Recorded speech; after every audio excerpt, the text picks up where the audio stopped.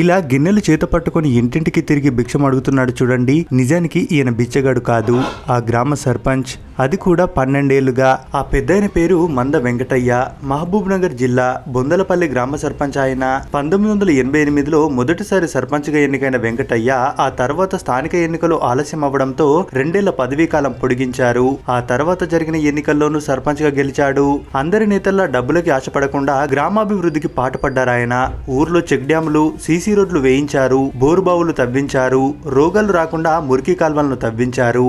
అయితే community hall నిర్మించినప్పుడు బిల్లులు ఆలస్యమయ్యాయి. దీంతో ఇంటిని, ఉన్న పొలాన్ని అమ్మేశాడు వెంకటయ్య.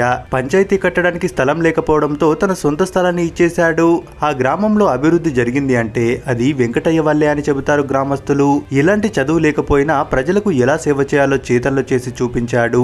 ఈ మధ్య భార్య కొడుకు చనిపోవడంతో ఏకాకిలా అయిపోయి పొట్ట నింపుకునేందుకు భిక్షగడిలా మారాడు.